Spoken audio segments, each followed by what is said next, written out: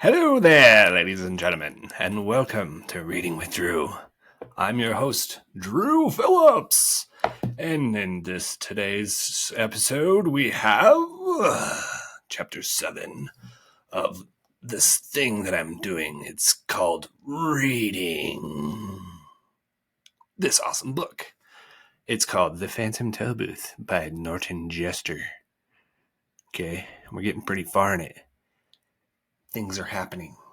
Lots of things. Lots of voices. Lots of characters. And we're probably going to see some more characters. So, let's do this thing. Alright. I think they just escaped prison. But now they're like stuck in a banquet. I think, right? Yeah, it's at Chapter 7. The Royal Banquet. So, let's do this. Let's dig in and let's read this awesome book. Right this way, fellows. Come along. Step lively. Here we go, they shouted, hopping from the wagon and bounding up the broad marble stairway.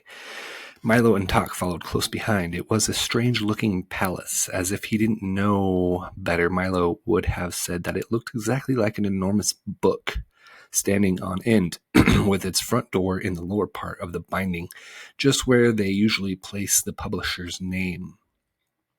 Once inside, they hurried down a long hallway, which glittered with crystal chandeliers and echoed with their footsteps.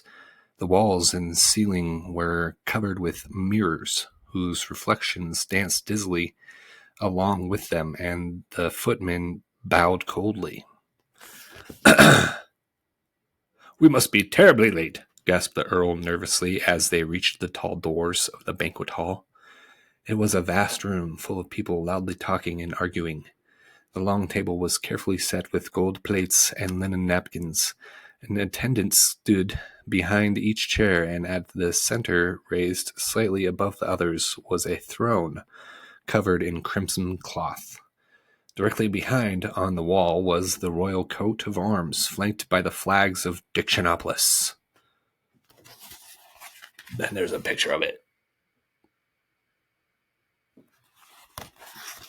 Milo noticed many of the people he had seen in the marketplace. The letterman was busy explaining to an interested group the history of the W, and off in a corner, the humbug and the spelling bee were arguing fiercely about nothing at all. Officer Shrift wandered through the crowd suspiciously, muttering, "Guilty! Guilty! They're all guilty!" And on noticing Milo, brightened visibly and commented in passing, "Is it 6 million years already? My, how time flies." It's like the same day. Everyone seemed quite grumpy about having to wait for lunch, and they were all relieved to see the tardy guests arrive. "Certainly glad you made it, old man," said the humbug, cordially pumping Milo's hand. "As guest of honor, you must choose the menu, of course." "Oh my," he thought, not knowing what to say. "Me quick about it," suggested the spelling bee. "I'm famished. Famished. As Milo tried to think, there was an ear-shattering blast of trumpets, entirely off-key, and a page announced to the startling guests. "King Azaz the Unabridged." The king strode through the door and over to the table and settled his great bulk onto the throne, calling irritably, "Places! Everyone, take your places!" He was the largest man Milo had ever seen, with a great stomach, large piercing eyes, a gray beard that reached to his waist, and a silver signet ring on the little finger of his left hand. He also wore a small crown and a robe with the letters of the alphabet beautifully embroidered all over it.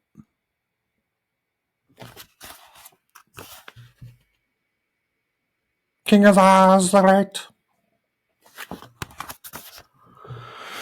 Unabridged, sorry. Okay. What have we here?" he said, staring down at Tok and Milo as everyone else took his place. Took their places. "If you please," said Milo. "My name is Milo, and this is Tok. Thank you very much for inviting us to your banquet, and I think your palace is beautiful." Exquisite, corrected the Duke. Lovely, counseled the minister. Handsome, recommended the Count. Pretty, hinted the Earl. Charming, submitted the Undersecretary. Silence, subjected the King. Now, young man, what can you do to entertain us? Sing songs, tell stories, compose sonnets, juggle plates, do tumbling tricks? Which is it? I can't do any of those things, admitted Milo. What an ordinary little boy, commented the King. Why, my cabinet members can do all sorts of things. The Duke here can make mountains out of molehills. The minister splits hairs, the Count makes hay while the sun shines, the Earl leaves no stone unturned, and the Undersecretary, he finished ominously, hangs by a thread. Can't you do anything at all? Oh, wait, hold on. Sorry. So they're all like chilling.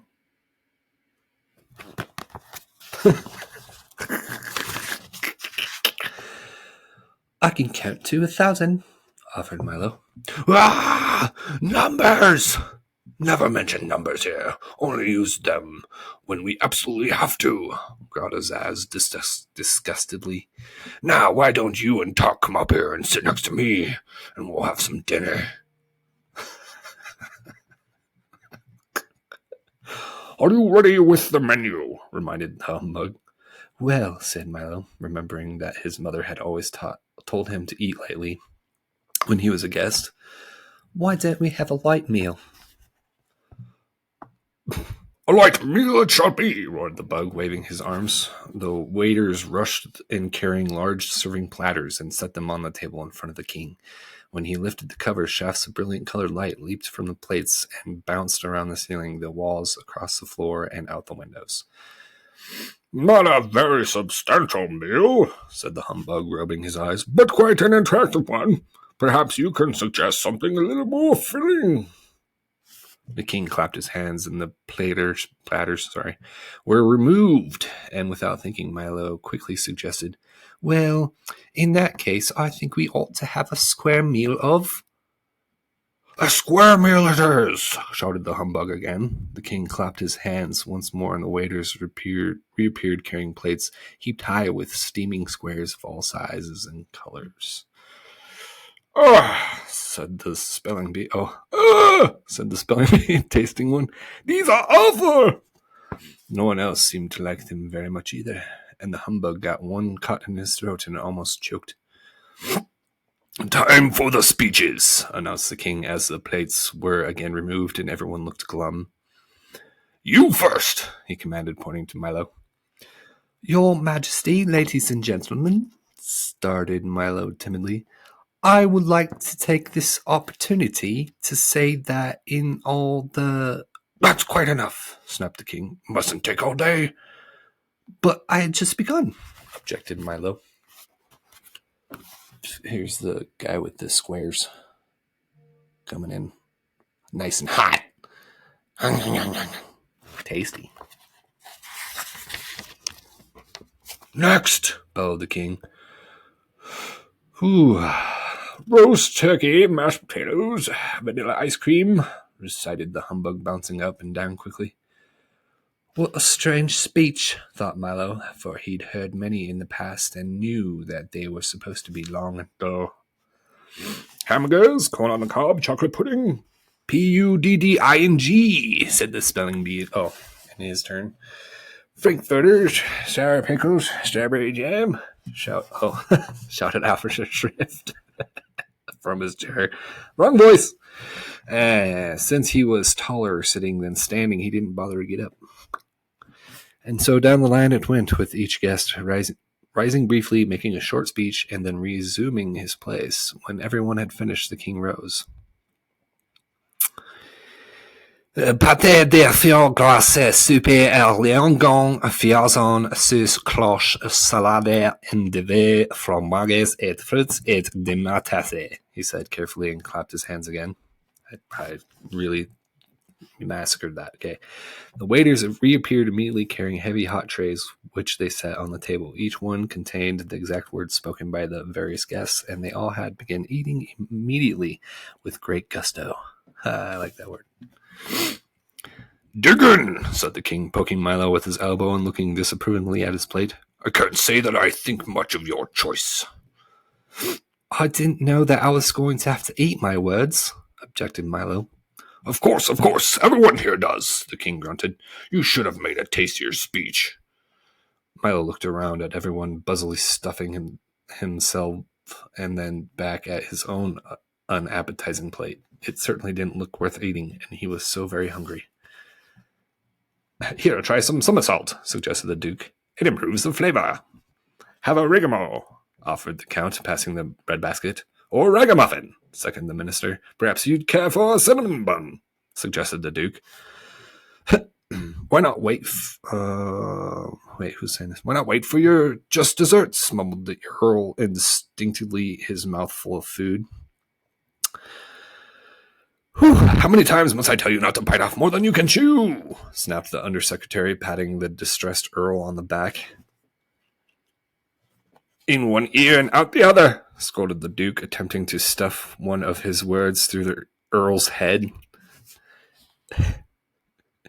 If it isn't one thing, it's another, chided the minister out of the frying pan into the fire. Oh, out of the frying pan into the fire, shouted the Count, burning himself badly.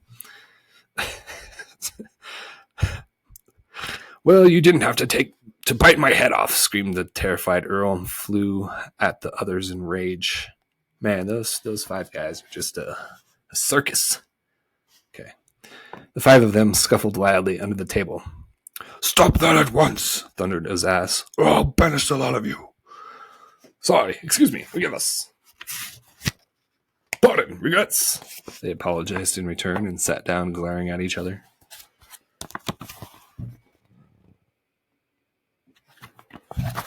The dukes and ministers. Okay. The rest of the meal was finished in silence until the king wiped the gravy stains from his vest, called for dessert. Milo, who had not eaten anything, looked up eagerly. We're having a special treat today, said the king as the delicious smells of homemade pastry filled the banquet hall. By royal command, the pastry chefs have worked all night in the half-bakery to make sure that... The half-bakery? Questioned Milo. Of course, the half-bakery, snapped the king.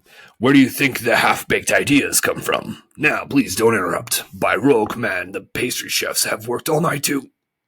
What's a half-baked idea? Asked Milo again. Will you be quiet? Growled Azaz angrily, but before he could begin again, 3 large serving carts were wheeled into the hall, and everyone jumped up to help themselves.